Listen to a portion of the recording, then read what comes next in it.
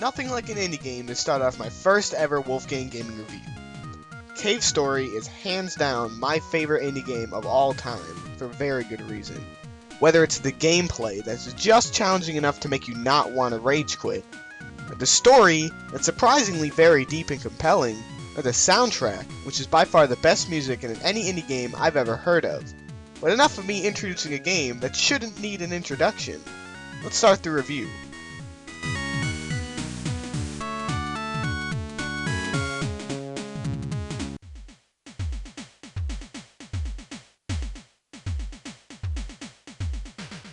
Cave Story begins simple enough.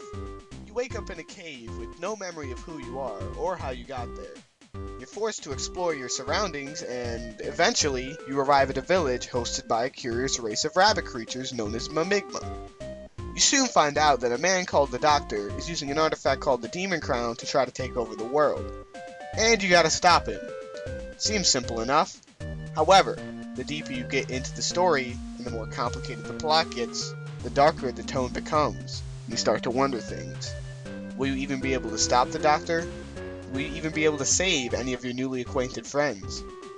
I'm not going to spoil anything for you, but Cave Story has some pretty masterfully crafted plot points in it, and they alone should be enough for you to at least try the game.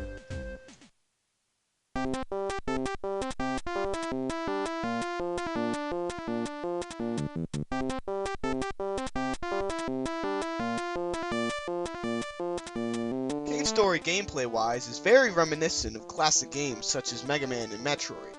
There's a lot of running, jumping, and shooting, as well as exploring to find little upgrades you could use to aid on your journey. As you kill enemies, they drop little energy shards that are used to level up your guns, but be careful, because if you take damage, some of the energy is lost, and could even potentially level down your weapons. Speaking of weapons, there are tons of them to collect, and even multiple paths to take in the story that could add a lot of replay value. Which is kinda needed, because the game is relatively short, only about 6 to 7 hours for a first time playthrough. Once you know what you're doing, however, it's possible to get a full playthrough done in just a few hours.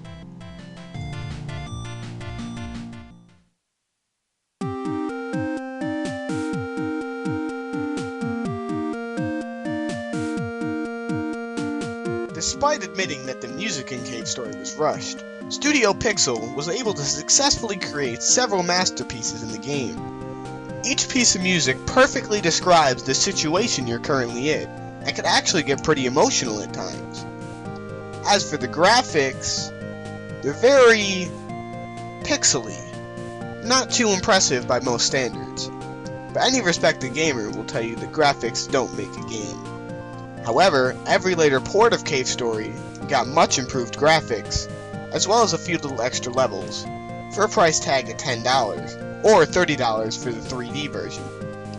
Depending on who you ask, the improved graphics and extra little goodies either are totally worth $10, or a complete ripoff. In my opinion, I would gladly pay $10 to see one of my favorite games of all time in its full glory.